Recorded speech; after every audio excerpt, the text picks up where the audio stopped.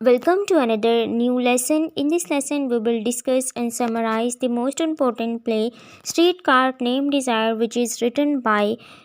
American author playwright Tennessee William. Tennessee William का ये play जो हम डिस्कस करने लगे हैं 1947 में लिखा गया और इसको तभी परफॉर्म किया गया था। टेनिसी विलियम की जो पॉपुलैरिटी है वो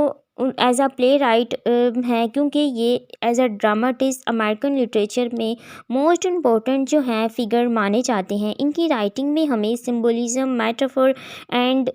जो है एग्जांपल्स मिलती हैं हमें ट्रेजिक लाइफ की, कि जिस तरह की लाइफ हम लोग अमेरिका में एक ड्रीम की तरह आइडियलाइज करते थे, रियलिटी इससे ऑपोजिट है। जो रियलिस्टिक लाइफ है एक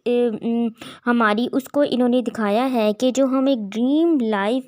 विजुलाइज करते हैं अमेरिका में, लाइफ इससे टोटली चेंज है। अब इनके वर्क में हमें जो ट्रेडिशनल थीम्स देखने को मिलते हैं, ये डेथ के बारे में बात करते हैं, ये जो है बहुत ही ज़्यादा क्लोजली सेक्सुअलिटी के बारे में बात करते हैं। ये मतलब ट्रेजिडी जो है वो इनका एक मेन थीम है इनके वर्क का, और लाइफ को किस तरह हमारी लाइफ में फ्रस्ट्रेशन पाई जाती हैं कि कोई भी शख्स जो है वो किस तरह ख़ुद को किसी भी चीज़ के साथ मतलब जब वो लोनलीनेस फील करता है तो वो किस तरह ख़ुद को रियलाइज़ करता है। इनके वर्क जो हैं इसी चीज़ पर पाए जाते हैं। अब एक मोस्ट इम्पॉर्टेंट थिंग इनके बारे में डिस्कस करते हैं। Introduce the new term in literature that is plastic theatre. अब ये एक टर्म है जो कि ड्रामा में इंट्रोड्यूस करवाई गई थी। इसके अंदर क्या होता है कि इसके अंदर एक अनहैप्पी लाइफ दिखाई जाती है, क्योंकि ये इनका अपना बैकग्राउंड है, इनकी लाइफ भी खुद इसी तरह की थी। अब इसके अंदर और जो स्ट्रीट कार नेम डिज़ायर और इनका एक और प्ले है कैट ऑन अ हॉकटेन रूफ, इसके इसी तरह एक और प्ले है स्वीट बर्ड ऑफ यूथ, जो कि 1959 में लिखा गया था। इसे द नाइट ऑफ द लिंगवाना। तो इस प्ले के अंदर इन्होंने ये टर्म जो है वो यूज़ की है। अब इसका मतलब क्या होता है कि इसके अंदर जो है हमें बताया जाता है कि कुछ करैक्टर्स हैं जो मतलब करैक्टर्स म्यूज़िक स्टेज की जो डायरेक्शन है उसको लेकर, और उसके साथ साथ अब इसके कुछ एलिमेंट्स होते हैं जिनसे मिलकर इनके अकॉर्डिंग जो है वो ड्रामा लिखा और परफॉर्म किया गया था। वो कहते हैं कि सेटिंग होती है, उसके साथ साथ उसकी कुछ प्रॉपर्टीज़, म्यूज़िक ऐड किया जाता है, साउंड ऐड किए जाते हैं, विजुअल इफेक्ट्स ऐड किए जाते हैं। ये तमाम एलिमेंट्स जो हैं इसके बाद ही जो है वो स्टेजिंग की जाती है, और इन सब को कंबाइन करके जो है वो ड्रामा लिखा और परफॉर्म किया जाता है। देन उसके बाद जो हमारे एक्टर्स हैं एक्शन परफॉर्म होते हैं, जो मेजर थीम्स होता है और लैंग्वेज, ये सब कुछ है। तो इनके अकॉर्डिंग जो है, और इस प्ले के अंदर भी है डिफरेंट, मतलब इसको इस तरह सेट किया गया था। इसके अंदर डिफरेंट साउंड यूज़ किए गए, डिफरेंट म्यूज़िक के थ्रू जो है इनकी सिचुएशन के बारे में बताया गया था। Let us discuss the title of this play. First of all, the literal meaning of this word sentence, a street car named desire. It's mean इनके अकॉर्डिंग जो हमारी डिज़ायर हैं इज़ लाइक अ व्हीकल, कि जो हमारे actions को और जो हमारी इस चीज़ को इवेंचुअली लीड करती हैं किस चीज़, एक करेक्टर के डाउनफॉल की तरफ। यानी कि इस प्ले के अंदर हमें जो प्ले राइट है वो ये बताना चाह रहे हैं कि हमारे इंसान की जो ख्वाहिशात हैं वो मतलब वो एक इस तरह चलते उसके अंदर एक, यानी कि टेनिसी विलियम ये बताना चाह रहे हैं कि जो हमारी ख्वाहिशात हैं वो एक ऐसी, मतलब एक ऐसी व्हीकल को चला रही हैं जिसमें हमारे अमाल जो हैं इस तरह चल रहे हैं जो हमारे डाउनफॉल जो है उस चीज़ की वजह बनते हैं। Now let us discuss the summary of this play. इस प्ले की ओपनिंग जो है वो टेनिसी विलियम ने एक एपिग्राम से की है, जिसकी ओपनिंग लाइन है, and so it was I enter the broken world to trace the visionary company of love. अब इस कोटेशन को हम एट द एंड इस समरी को डिस्कस करने के बाद कोट करेंगे कि टेनिसी विलियम ने जो एपिग्राम है हॉल कैरन का वो क्यों यूज़ किया है फॉर फर्स्ट लाइन और first quotation of this play. इस प्ले की जो सेटिंग है वो न्यू ऑरलैंड फ्रेंच में रखी गई है, जिसमें एक शैबी अपार्टमेंट है कंसिस्ट ऑफ 2 बेडरूम। अब इस प्ले में जो मेजर करैक्टर हमें देखने को मिलेंगे वो मेन 3 करैक्टर्स ही हैं, जिसमें जो इस प्ले की प्रोटैगनिस्ट हैं ब्लंच, एंड देन उनकी सिस्टर्स स्टेला एंड स्टानली, जो कि इनकी सिस्टर का हस्बैंड है। अब इस प्ले की जो ओपनिंग है वो इस तरह की जाती है कि जो ब्लंच है वो अपनी सिस्टर के पास रहने आती है, क्योंकि वो अपनी जॉब से जो एक स्कूल में वो इंग्लिश की टीचर हुआ करती थी, और वो वहाँ से फ्रस्ट्रेट होकर जो है वो अब अपनी सिस्टर के पास आई हैं रहने के लिए। अब ये यहाँ पर क्यों आई हैं वो हम आगे डिस्कस करेंगे कि क्या रीज़न थी, इनके फैमिली मेम्बर्स कहाँ हैं और ये अपनी सिस्टर के पास क्यों रहने आई हैं। जब और इन सब के बारे में जो हमें इन दोनों की कन्वर्सेशन में बताया जाता है कि जब ब्लैंच जो है वो अपनी जो यंगर सिस्टर है उसके अपार्टमेंट में आती है और फिर वो उसके अपार्टमेंट को क्रिटिसाइज़ करती है। वो एक ऐसा अपार्टमेंट था जो 2 बेडरूम पर कंसिस्ट था, और इसकी ऐसी सिचुएशन इतनी ज़्यादा अच्छी नहीं थी, और वो जो है इनके साथ मतलब रेंट पे लिया गया था एक लेडी से। अब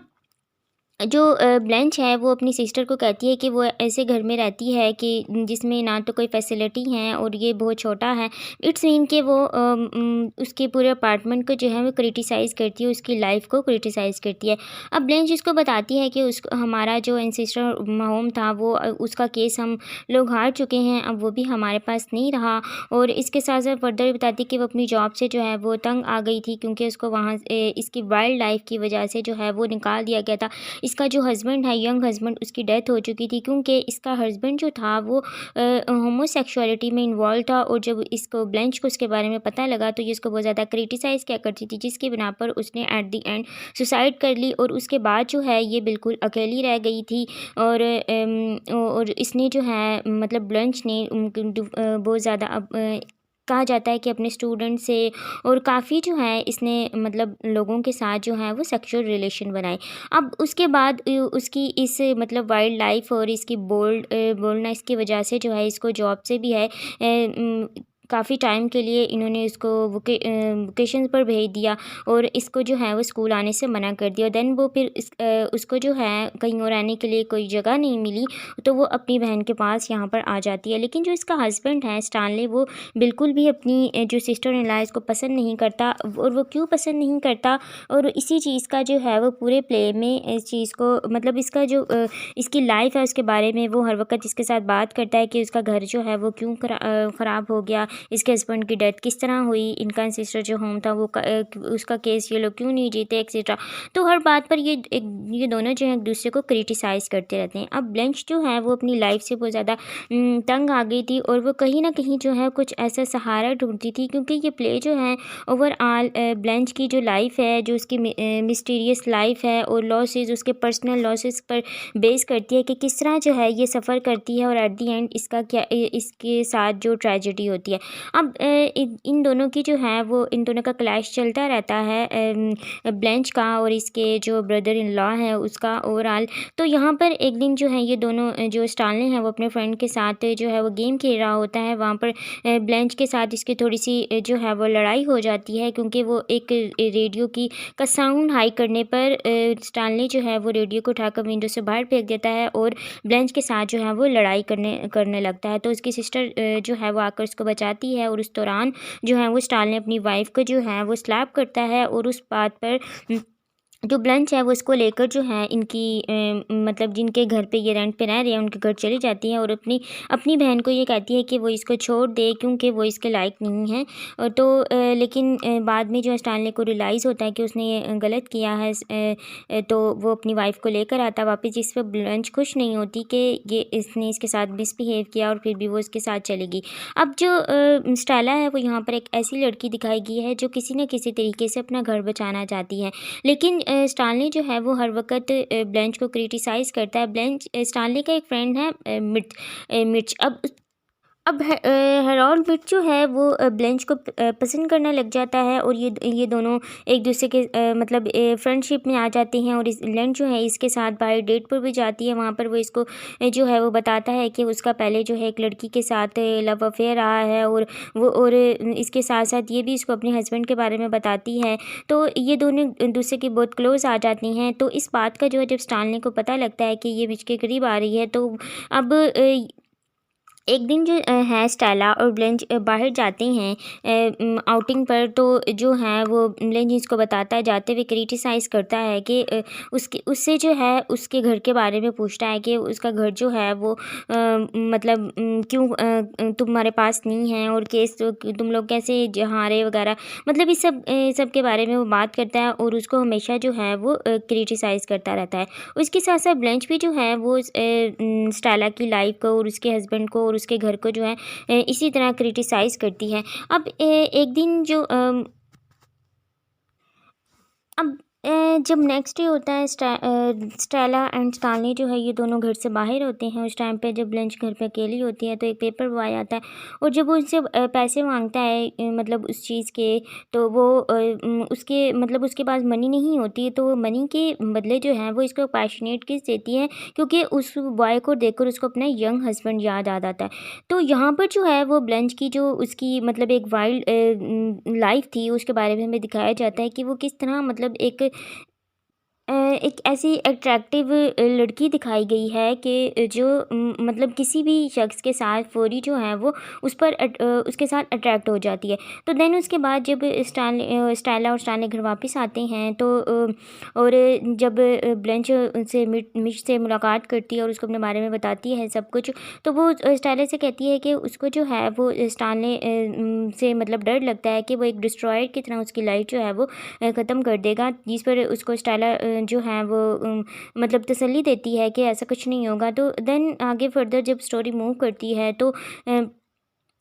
अब नेक्स्ट जो है ये इसका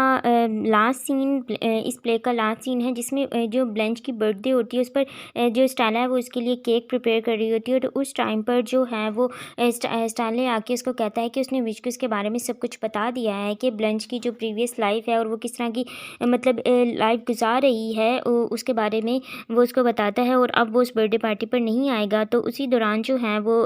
स्टेला की उसको मतलब उसकी तबीयत ख़राब हो जाती है और उसको जो है वो हॉस्पिटल शिफ्ट किया जाता है।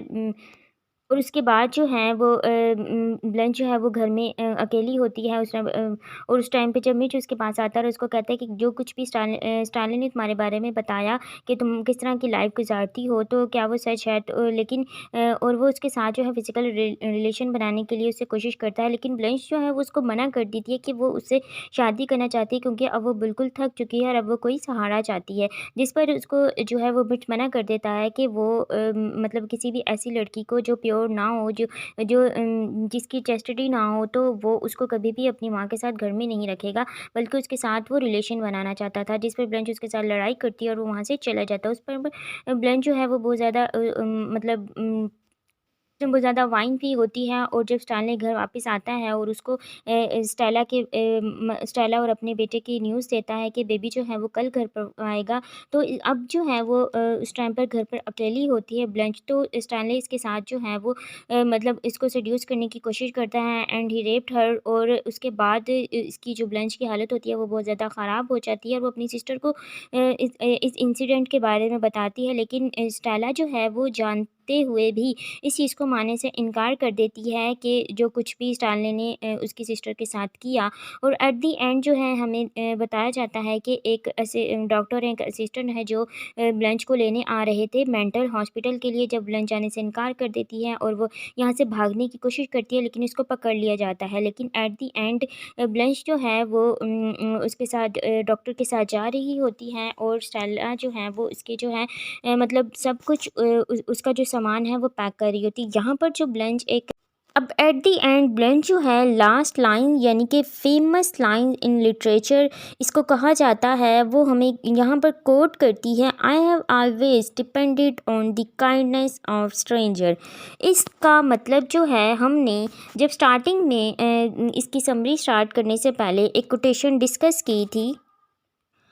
अब हमने इस प्ले की समरी को स्टार्ट करने से पहले जो एक एपिग्राम डिस्कस किया था जो टेनेसी विलियम ने यूज़ किया है, इसको इसके साथ रिलेट करते हैं। And so it was I entered the broken world to trace the visionary company of love. अब यहाँ पर जो है ब्लेंच इट्स मीन के एपिग्राम जो है वो तब यूज़ किया जाता है जब कोई राइटर किसी भी चीज़ को एक्सप्रेस करने के लिए, यानी कि ये हमें बताने के लिए कि आगे जो वो फर्दर पोइट्री या प्रोज या कोई भी नॉवल, ड्रामा, कुछ भी आगे लिखना स्टार्ट कर रहे हैं उसका एक मेन थीम क्या होगा, यानी कि वो किस चीज़ पर बेस करेगा। तो इट्स मीन यहाँ पर ओवरऑल इस सेंटेंस के थ्रू हमें ब्लंच की ट्रेजिक लाइफ बताई गई है कि वो लास्ट में जब उसने कहा कि वो हमेशा स्ट्रेंजर के रहमो करम पर रही है, क्योंकि जब उसका इसको जब हम क्रिटिकली इवैल्यूएट करेंगे देन कोटेशंस के साथ इसको डिस्कस करेंगे। लेकिन यहाँ पर हम इन दोनों कोटेशंस को बिगनिंग एंड एंड पर कोट इसलिए किया है ताकि हम मिड में जो हमने एक स्टोरी डिस्कस की है उसको इसको किस तरह लाइन अप कर सकते हैं। And so it was I entered the broken world, यानी कि मैं उस ऐसी मतलब एक ऐसी दुनिया में दाखिल हुआ, या फिर जो हम ब्लेंड से लें तो वो ये कहती कि मैं हुई ट्रेस इस चीज़ को देखने के लिए, इस चीज़ का पता लगाने के लिए कि जो मोहब्बत है वो मुझे कहाँ पर मिलेगी। तो यही ब्लेंच का सवाल था, उसका एक क्वेश्चन था, किसके थ्रू, लाइफ के थ्रू, सोसाइटी के थ्रू, या खुद से, किस चीज़ से उसका ये क्वेश्चन था कि ब्लेंच के साथ ओवरऑल जो स्टोरी में हुआ उसका जो एक मेन उसकी एक मेन कॉज क्या थी।